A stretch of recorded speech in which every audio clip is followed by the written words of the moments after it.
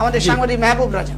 वो बांग्लादेश में ऐसा हुआ, मगर हम एक चीज चाहते हैं कि खुद हमारे घर में हमारे देश में इतने सारे मसाइल है, पहले हम उसके बारे में बातें करें। हम अदर ममालिक के बारे में क्या, उनके अपनी कवानीन है, अपने जवाबित है।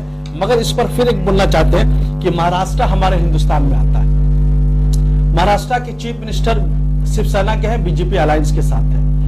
और पूरी दुनिया में ईद मिलादुन नबी जो है प्रोफेट मोहम्मद सल्लल्लाहु अलैहि वसल्लम का यौम पैदाइश 16 सितंबर को मनाया गया। हम लोग बंगाल में बहुत शान शौकत के साथ मनाए, मगर वहां पर एक व्हीप जारी हुआ कि ड्यू टू द ये गणपति जो वहां पर सबसे ज्यादा पूजा होता है, उसकी वजह से मुसलमान हजरात जो है जुलूस मोहम्मदी पूरी दुनिया में निकालते, उसको निकालने नहीं दिया गया।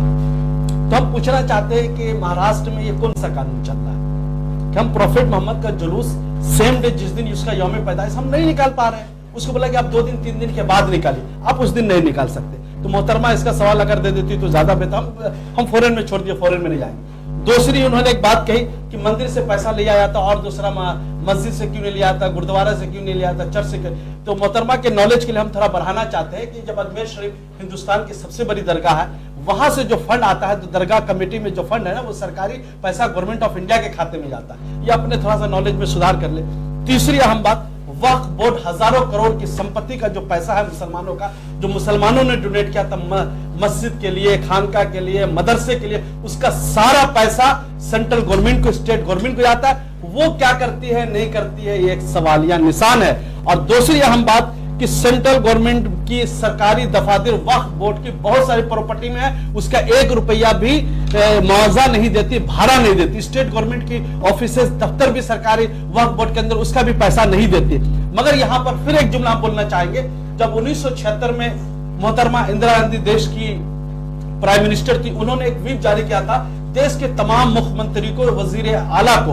उन्होंने कहा था कि जितने भी सरकारी दफातर है स्टेट के, या तो वक्फ बोर्ड को वो जमीन वापस कर दे, अगर वापस नहीं करना चाहते हैं तो वक्फ बोर्ड को वो मुआवजा दे, मतलब उसका जो भाड़ा है वो दे।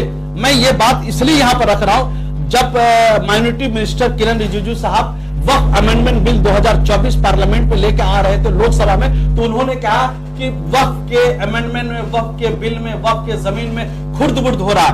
1.6 समथिंग पैसा आ रहा है, 12,000 करोड़ से ज्यादा पैसा आने चाहिए, नहीं आ रहा। तो हम इसलिए सुधार के लिए, डेवलपमेंट के लिए, विकास के लिए हम ये बिल लाना चाहते हैं। हम सबसे पहले मंत्री महोदय जी से एक सवाल पूछना चाहते हैं कि सेंट्रल गवर्नमेंट की जितनी सरकारी दफातर है, आप उसका भाड़ा कब दीजिएगा, मुआवजा कब दीजिएगा, पहले आप ये ठीक कर लीजिए।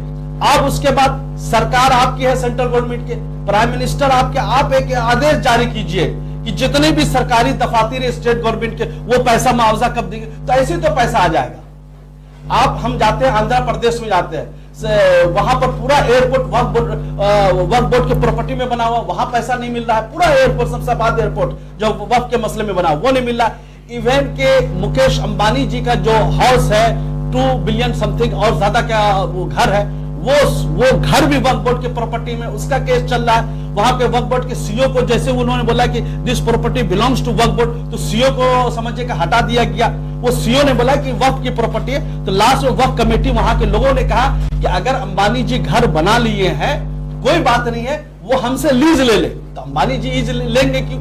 इसलिए कि आप समझ लीजिए कि इस सरकार को, मोदी सरकार को बहुत इज्जत एहतराम के साथ करते हैं कि मुकेश अंबानी और अडानी जी का बहुत बड़ा रोल है। तो उन्होंने एक ऐसा बिल को रिजिजू साहब को दे दिया कि वक्फ अमेंडमेंट बिल, भाई एक ऐसा बिल लेकर के आ जाइए। कल तक इसका केयर टेकर वगैरह जो वक्फ बोर्ड हुआ करता था, इसके अपने ट्रिब्यूनल हुआ करते थे। उन्होंने बोला कि भाई ट्रिब्यूनल आप दूसरी जगह में नहीं, यहाँ तो मंदिर एंडोमेंट जो हिंदू आश्रम है वहां का अपना ट्रिब्यूनल है। मंदिर में उन्होंने बोला कि भाई चैनल पे आजकल लोग क्या बोल रहे हैं कि कई हजार करोड़ की प्रॉपर्टी डिफेंस रेलवे के बाद जो है मुसलमानों के पास है, 800-900 लाख एकड़ जमीन है। तो मैं यहां पर थोड़ा सा एक चीज बता देना चाहता हूं, बहुत ही क्लियरली बता देना चाहता हूं कि तमिलनाडु में 4,78,000 एकड़ जमीन है मंदिरों के पास। मंदिर हिंदू इंडोमेंट फंड, वक्फ क्या बोलते हैं, इंडोमेंट को ही वक्फ बोलते हैं उर्दू में। दूसरी बात, जब हम आंध्र प्रदेश में आते थे 4,68,000 एकड़ जमीन जो है सिर्फ आंध्र प्रदेश में हिंदू इंडोमेंट मंदिरों के पास जगह, 9,46,000। और मस्जिद के पास कितनी जगह है वक्फ बोर्ड के पास? 8 लाख से ज्यादा ये बोला गया।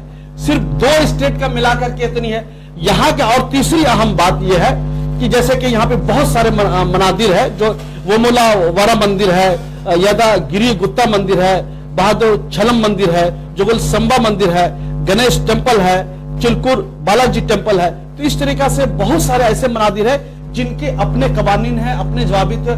कोई भी दूसरे धर्म के लोग यहाँ पर शामिल नहीं हो सकते। मगर ये वक्फ बिल जो लाया जा रहा है उसमें क्या बोला जा रहा है कि दो लोग जो यहाँ पर नॉन मुस्लिम होंगे, भाई ये मस्जिद की जगह है, मदारिस की जगह, मदरसे की जगह है, ये खानका की जगह है। जिसको इस्लाम का नॉलेज न हो, मंदिर के बारे में जानता नहीं, मस्जिद वो बेचारे कैसे फैसला सुना देंगे। और डीएम साहब को नियुक्त किया जाएगा, कलेक्टर साहब को नियुक्त किया जाएगा और वो इसकी देखरेख करेंगे। कल तक वक्फ बोर्ड का सीईओ जो ऑर्डर देता था, डीएम साहब ये इलीगल इंक्रोचमेंट, इसको खाली करवाइए।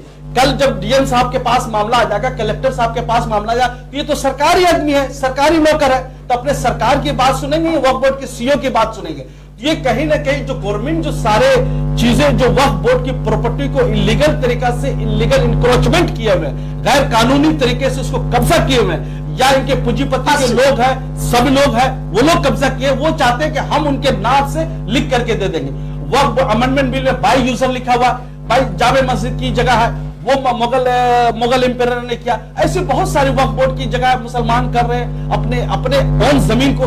भाई हिंदू धर्म में भी है ना, देवोत्व परिपटी है, भगवान के लिए ये समझ डोनेट किया जाता है। और भी इंडोमेंट मंदिर की जगह जो चाहे दे सकता है, उसमें मुसलमानों को क्या लेना देना है, क्रिश्चियन को क्या लेना देना।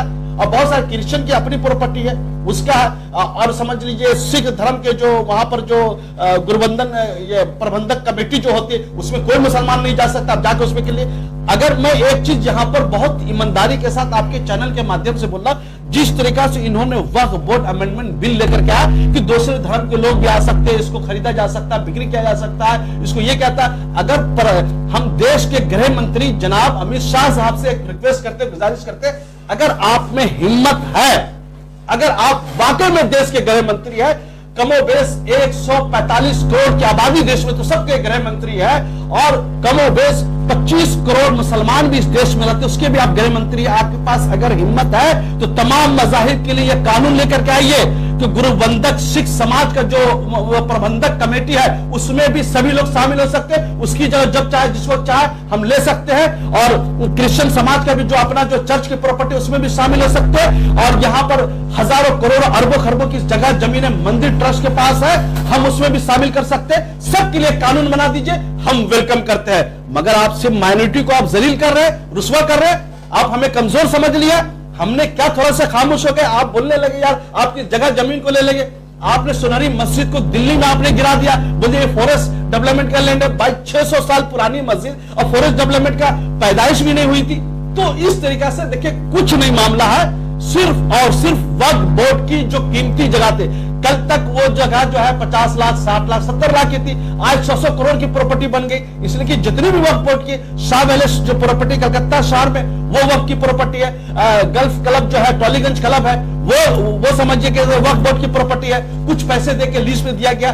तो देखिए सरकार का वक्फ बोर्ड से कोई लेना देना नहीं। सरकार की नजर है अरबों खरबों की जो मुसलमानों की खून पसीना से कमाई हुई सवाब के नियत से वो जो मस्जिद के लिए, मदरसे के लिए, खानकाह के लिए जो जगह दी गई थी उसको हासिल करना चाहती है, उसको कब्जा करना चाहती है। अगर वाकई में सरकार ईमानदार होती तो तमाम धर्म के मज़ाहिब की जितनी भी प्रॉपर्टियां उस सब के लिए कानून बना देती। सरकार जब चाहे जिस वक्त चाहे डीएम कलेक्टर उस जगह को हासिल कर सकता, मैं उनका वेलकम करता। सिर्फ मुसलमानों के लिए क्यों? आपके चैनल से मैं गृह मंत्री जी से सवाल पूछना चाहता हूं, मैं किसी प्रवक्ता से सवाल नहीं पूछता, इसलिए कि ये बिल जो लेकर के हमारे गृह मंत्री माननीय जी लेकर, और उन्होंने 2 दिन कबल कहा कि हम हर हालत में इस बिल को पास करेंगे। आपके चैनल से मैं फिर बोल दे रहा हूं, एक जिंदगी में किसी हालत में बिल को पास नहीं कर पाएंगे। इसलिए कि चंद्रबाबू नायडू जो इनके सबसे बड़े सहयोगी है, उन्होंने कहा कि अगर ऐसी बातें रही तो हम आपके साथ नहीं भी रह सकते। उन्होंने कहा कि हम तो इस बिल के इवन के रामविलास का लड़का, जब मुस्लिम समाज के लोग मुस्लिम बुद्धिजीवी रामविलास के लड़का से मिले तो उन्होंने बोला अगर ये बिल मुसलमानों के हित में नहीं है तो ऐसे बिल को मैं भी सपोर्ट नहीं करूंगा। तो ये आपके सहयोगी दे रहा है। नीतीश कुमार से मुस्लिम दानिश्वर मिला। देखिए बात जब आएगी ना तब जिंदगी में पास नहीं करवा सकते।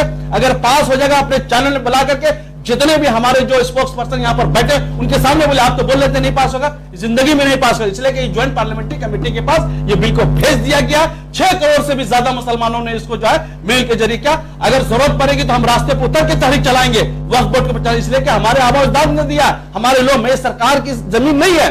सरकार को अगर जमीन चाहिए उसका तरीका है। वक्फ की बोर्ड को बिक्री नहीं की जा सकती है, उसको लीज ले सकते हैं। अगर आपको कोई जरूरत है, कोई भलाई काम करना चाहते हैं, कोई डेवलपमेंट है, उसमें अगर वक्फ की जगह आ रही है, उसका ओरिजिनल मुआवजा जो होता है उसको देकर के लीज ले सकते हैं।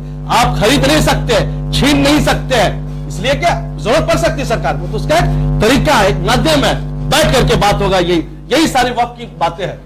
धन्यवाद महबूब भाई। आज वक्फ अमेंडमेंट बिल को लेके आप जो चीज हमारे सामने लाए हैं, আমাদের মুখপাত্র বিজেপির উনি কিছু বলতে চাইছেন, হাত তুলছিলেন, আমি ওনার কাছে যাব, তারপরে রোটেট করব। হ্যাঁ বলুন রুবি ম্যাডাম। রুবি ম্যাডাম আছেন না? কোনো কারণে রুবি ম্যাডাম নেই, উনি বেরিয়ে গেছেন, আমাদের সাথে নেই এই মুহূর্তে। আমি চলে যাব আমাদের সাথে সুরজিৎ দাস, তৃণমূল।